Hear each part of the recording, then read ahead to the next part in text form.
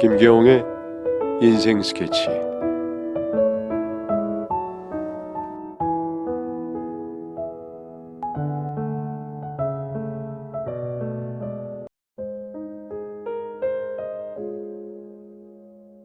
둘 다 정년기를 넘기기도 했고 내가 간단하게 했으면 하는데 또 혼인신고를 좀 먼저 하면 좋겠어. 어차피 하게 될 거 서로 편하지 않겠어? 사실 연애를 제대로 해본 것도 아니고 또 살아본 것도 아니라서 결혼 전 혼인신고는 황당했지만 그럴 때마다 30억이란 돈이 눈앞에 아른거리더라고요. 결국 전 사장님의 뜻대로 혼인신고를 먼저 하고 결혼식은 친인척 정도만 초대를 해서 작게 진행을 했습니다. 저도 많이 초대할 사람이 없어서 잘됐다 싶었죠. 저희 부모님께서도 하나 있는 아들 노총각으로 살다 그냥 죽을 줄 알았는데 어디서 이렇게 이쁜 며느리를 얻어왔냐며 정말 좋아하시더군요.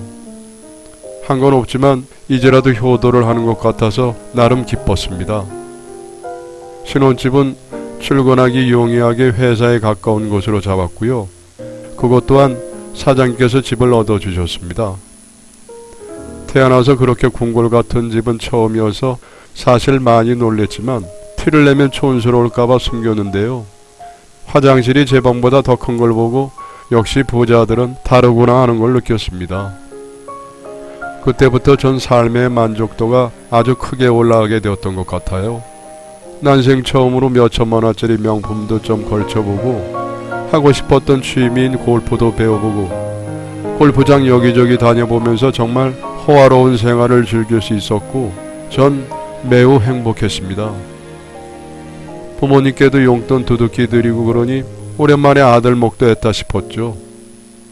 돈이라는 게 참 없을 때는 벌 욕심이 없다가도 생기고 나니까 정말 물 쓰듯이 쓸 수 있는 것이더라고요.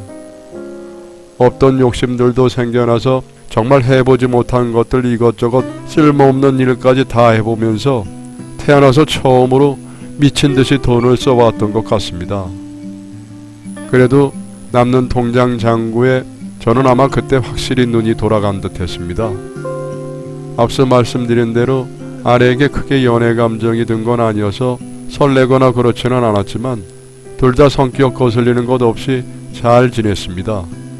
인생의 동반자가 생기긴 했구나 하는 느낌에 좋기도 하였고요. 그렇게 나름 순탄히 결혼 생활이 지속되던 어느 날이었습니다.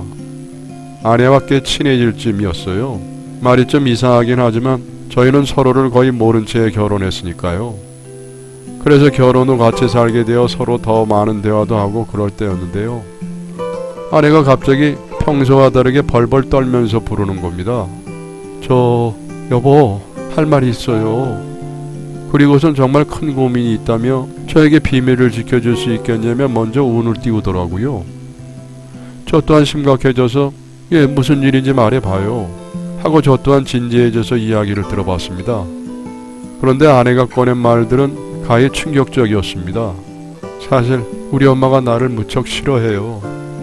날 몰래 죽이려고 해요. 네? 정말 깜짝 놀랐죠. 고민이라고 해봤자 인간관계나 취미, 사랑 등의 그런 일반적인 이야기일 줄 알았는데 갑자기 미스터리 스릴러라니요. 제 신데렐라 이야기는 이렇게 갑자기 호러로 장르를 바꿨고 전 조금 더 아내의 말에 귀를 기울여 더 많은 것들을 알게 되었습니다. 어릴 때부터 엄마가 나를 너무 싫어했어요. 매일 손찌검하고 구박하고 결혼하기 전까지 정말 하루도 빠짐없이 그랬죠. 어떨 땐 제 음식에 저도 몰래 독을 탄 적도 있어요. 그걸 먹게 되었다면 정말 전 이미 죽은 목숨이었을 거예요. 살려줘요. 저도 이제 엄마에게 벗어나고 싶어요. 제발요 여보. 정말 많이 놀랐습니다. 사장님이 딸에게 지금껏 못 쓸 짓을 하고 또 음식에 이상한 것까지 탔다니요. 상상도 가지 않았습니다. 저에게는 장모이기 전에 존경하는 사장님이었으니까 더 충격이 컸죠. 우선 아내가 너무 무서워했기에 전 아내에게 몰라줘서 미안하다고 말했습니다. 이런 일은 저도 처음이라 어떻게 도움을 줘야 할지 지금 당장은 잘 모르겠으니 여러 방면으로 알아보고 함께 이야기를 나누자고 했고요. 아내는 펑펑 울면서 고맙다고 하더군요. 아내 우는 모습을 보니 괜히 마음이 아팠어요. 그날 이후 아내는 장모님에 대해 더 많은 이야기를 하기 시작했습니다. 아니, 정확하게는 장모님 말고도 다른 끔찍하고 충격적인 이야기를 들려줬어요. 여보, 우리 빨리 도망가야 돼요. 어제 엄마가 해하려고 했어요. 장모님이 여기 왔어요? 네, 나를 또 공격하려고 했어요. 무서운 걸 꺼내서 저한테 휘두르려고 했어요. 그러면서 제 앞에 소매를 걷는데 정말로 차마 눈뜨고 못 볼 정도로 진짜 팔뚝에 깊은 상처가 있더라고요. 깊게 패인 상처는 아닌 것 같지만 여러 번 그은 정말 길게 난 상처들이 있더라고요. 그리고 또 다른 날은 울면서 제게 달려와 택배 상자 하나를 내밀었습니다. 누군가 자신에게 원한을 품고 이상한 것을 보내왔다고요. 아마 이것 또한 자신의 어머니가 시켰을 거라는 말과 함께 열어본 상자 안에는 죽은 쥐가 들어있었습니다. 저는 너무 깜짝 놀라서 상자를 바닥에 떨어뜨렸고 토 나올 것 같은 걸 겨우 참고 냈다 갖다 버린 다음 확실히 문제가 있다고 여겼죠. 누가 대체 이런 짓을 하며 정말로 아내 말대로 장모님이 그랬다면은 대체 왜 이런 일을 할까 의문이 들었죠. 그러나 알 길은 없었고 이후에도 아내에게 도착하는 이상한 택배들과 제가 퇴근하고 오면은 그때부터 새로 생겨있는 멍과 상처들. 아무리 사랑 없는 부부라도 걱정을 안 할 수 없었던 것 같습니다. 결국 저는 사장님, 아니 장모님께 연락하여 이야기를 나눠보고자 하였습니다. 장모님, 요즘 아내가 많이 힘들어합니다. 누가 자꾸 자기를 해하려는 듯 하다며 이상한 물건을 받은 걸 보여주더라고요. 혹시 이것에 대해 아시는 게 있으세요? 아내 말로는 장모님이 그런 것 같다고 하였으니 저는 일부러 그 이야기를 빼놓고 장모님의 반응을 떠보려고 했습니다. 그런데 정말로 그 말을 들은 장모님 태도가 확 변하더니 낮부터 창백해지시더라고요. 그때 느꼈습니다. 아, 진짜 뭔가 있구나. 장모님은 잠시 크게 당황한 기색을 보이시다가 얼마인가 평정심을 찾은 듯 평소대로 돌아오셨습니다. 그리고선 저에게 모르던 사실을 말씀해 주셨죠. 혹시 어떤 일이 있었나? 물건들은 뭐였어? 그게 죽은 동물들이었어요. 택배로 온 듯 하더라고요. 안 그래도 내 딸이 예전부터 많이 힘들어 했었어. 스토커가 붙었었거든. 분명히 그때 고소하고 처벌받아서 그만둔 줄 알았는데 그게 아니었던 것 같네. 그 일은 나한테 맡기고 그 일로 우울증이 좀 있으니까 옆에서 자네가 좀 잘 살펴주게. 또 무슨 일이 있으면 제일 먼저 나한테 연락해주고. 장모님의 말을 들으니 이제야 그런 상황들이 조금 납득이 가더군요. 다만 가장 이상한 것은 아내가 왜 장모님을 두려워하나였습니다. 이렇게 자신의 딸을 끔찍이도 아끼시고 결혼할 때도 큰 돈을 개의치 않고 나를 위해서 써주신 분이신데 뭔가 오해가 있다 싶었어요. 스토킹 때문에 트라우마가 생겼으니 그게 잘못된 방향으로 나가서 장모님한테까지 두려움을 느낀 건 아닐까, 이런 생각들. 일단 저는 의사가 아니고 아내에 대해 더 많은 것을 알아보고 아내와 좀 더 대화를 나누고 잘 위로해 주기로 생각을 했습니다. 사실 많이 걱정도 되고 정말로 장모님이 그런 이상한 분인가 하고 의심도 했으나 장모님 말을 들으니 그냥 하나의 에피소드처럼 느껴지더라고요. 제가 나쁜 놈인지도 모릅니다. 그냥 대충 위로하고 잘 넘겨서 골치 아픈 일 만들지 말자고 생각하게 되었으니까요. 아무튼 그렇게 그 일들은 넘어가는 듯 싶었고 아내에게도 한동안 이상한 택배는 오지 않았습니다. 나름 평화로웠죠. 제가 장모님을 만나고 오는 날 이후로 아내는 제게 별다른 대화의 신호를 한 적이 없었어요. 그래도 기분 탓인지 모르겠지만 어느 날부터 제 주변에 인기척이 느껴지기 시작했습니다. 그냥 사람이 있다 정도가 아니라 누군가 나를 따라다닌다, 즉 미행을 하고 있다는 이상한 느낌이 들기 시작한 것이 분명 혼자 있는데도 불구하고 어딘가에서 계속 저를 쳐다보고 주시하는 것처럼 느껴질 때가 많았습니다. 심지어는 집에 있을 때도요.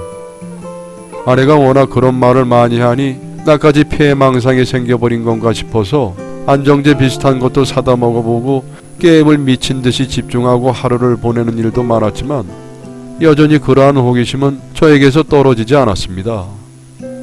그렇게 몇 주가 지났고 전 아내의 요청으로 우연히 들어가게 된 아내의 방에서 정말 이상한 광경을 목격하게 되었어요. 여보, 주방에 지갑을 두고 왔어요. 나오면서 이리 좀 가져다 줄 수 있어요? 지갑을 가져달라는 아내의 말에 전 주방으로 갔지만 주방에 아무것도 없었고 전 아내가 방 안에 둔 것을 주방에 두었다고 착각했나 싶은 생각에 아내 방으로 발걸음을 돌렸습니다. 결혼하고 난 이후에 처음 들어가 보는 방이었어요. 무슨 부부가 서로 방도 여지껏 안 들어가냐 하고 이상하게 보이겠지만 앞에서 말했다시피 저희는 일반적인 부부관계가 아니었으니 당연하기도 했죠. 그런데 들어선 아내의 방은 굉장히 충격적이고 기괴스러웠습니다. 화장대를 제외한 모든 가구들, 그러니까 소파나 침대는 뭔가의 난도질을 당해 찍혀 있었고 창문에는 자물쇠가 걸려 있어서 열 수 없게끔 되어 있더라고요. 아내가 찾는 듯한 지갑은 화장대 위에 놓여 있었고 기괴한 방 상태에 무척 당황했지만 전 우선 화장대로 가서 지갑을 챙겼습니다. 그리고 나가야 한다는 생각보다 호기심이 앞서서 그대로 아내 방을 뒤지기 시작했죠. 화장대 서랍을 열자 빼곡히 차있는 수많은 약들. 분명 아내는 별다른 질병이 없다고 했고 장모님도 따로 이야기가 없었는데 그렇게 많은 약이 있는 걸 보고 저는 더욱 이 모든 일들 그리고 이 방과 아내와 장모님이 수상해지기 시작했습니다. 그렇게 약의 손을 가져가는 순간 누군가 방문을 열고 방 안으로 들어왔습니다. 아내였어요. 분명 아까 약속이 있어서 바깥에 있다고 그곳으로 지갑을 가져달라고 이야기를 했는데 갑자기 집으로 온 거죠. 저는 깜짝 놀라서 지갑을 쥔 채 어버버거렸고 아내는 자신의 방에 있는 저를 목격하고는 미친 듯이 소리를 질렀습니다. 그리고 주방에 위험한 물건을 가지고 와서는 멀리 떨어져 있는 저에게 그것을 마구 휘두르며 고함을 지르기 시작했죠. 당신도 우리 엄마가 시켜서 온 거지? 그렇지? 순간 전 정말 오금이 저려서 공포심을 느꼈습니다. 정말 미친 여자 같더라고요. 이러다 정말 큰일 나겠구나 싶어서 급하게 약봉투를 들고 도망쳤습니다. 그렇게 바깥으로 나오자마자 눈앞에 보이는 건 장모님 차량이었습니다. 남자 2명이 제게 다가왔고 사장님이 부르신다는 말과 함께 저를 뒷좌석에 밀어놓더군요. 저희가 향한 곳은 회사였습니다. 주말이라 아무도 없는 텅 빈 회사였죠. 그리고 제 손에 있는 약봉투를 그제서야 찬찬히 살펴보았습니다. 그리고 충격적인 사실을 알게 되었죠.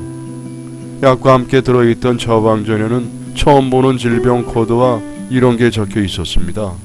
조현증, 자해 행위가 잦으며 자신이 가족이 자신을 해하려 한다는 심각한 망상장애를 앓고 있음. 회사에 도착한 저는 장모님을 만날 수 있었고 장모님은 제 손에 들려있는 약봉지를 보자마자 한숨을 내쉬면서 이렇게 중얼거렸습니다. 그게 뭔지 알았나? 알았냐고 물었네. 왜 말씀을 안 해주셨습니까? 아내가 정신병을 앓고 있다고 왜 말을 안 해주셨냐고요? 이건 사기 결혼입니다. 장모님은 제 앞으로 사진 뭉치와 영수증을 꺼내서 보여주더군요. 그 사진에는 제가 있었습니다. 쇼핑하는 사진, 골프 치는 사진, 가족과 만나는 사진. 그동안 저의 모습을 하나하나 빠짐없이 기록해둔 그런 사진이었습니다. 미행까지 하셨습니까? 하면 안 된다는 말은 자네도 한 적이 없었네. 대체 왜요? 난 자네가 다 모른 척하고 그냥 계속 살았으면 좋겠어. 이미 해봤으니까 잘 알겠지만 돈이 있으면 다 되는 거 아닌가? 자네도 태어나서 처음으로 그렇게 살아보지 않았나? 그러니까 모든 걸 다 잊고 모른 척 같이 살아주게. 사과는커녕 오히려 계속 자신의 딸과 살아달라는 말에 전 그곳을 빠져나왔습니다. 너무 혼란스러웠어요. 결혼한 아내가 조현병이라니요.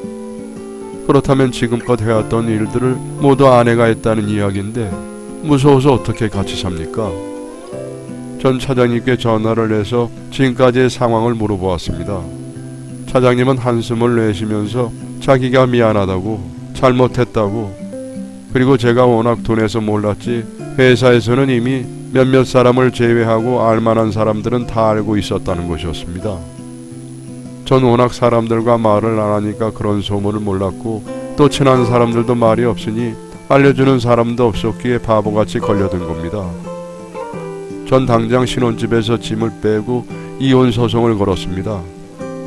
제가 가져온 처방전을 토대로 이게 사기 결혼임을 주장했죠. 다만 이혼하려면 제가 결혼을 조건으로 받은 그 돈을 돌려줘야 했습니다.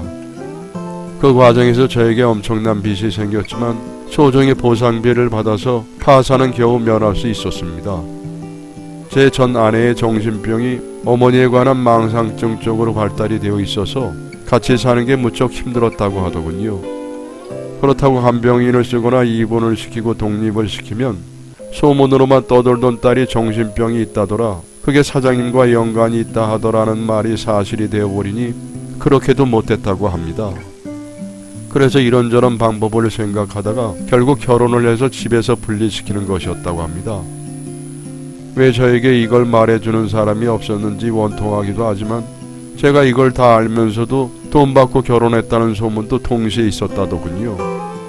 그래서 이게 다 회사에서 인간관계를 전혀 맺지 않고 살아온 제 업보라고 생각하고 살기로 했습니다. 지금 생각해보면 제가 터무니없이 돈에 눈이 멀어 있었던 것 같습니다. 보잘것없는 저에게 아무 이유 없이 그 큰 돈을 덥석 줄 리가 없잖아요. 하지만 그때는 정말 돈에 눈이 멀어서 그런 것들을 그냥 눈 감고 싶었는지도 모릅니다. 세상에 공짜는 없는 법이다를 늘 가슴에 새겨놓고 살고 있습니다. 긴 사연 들어주셔서 감사합니다.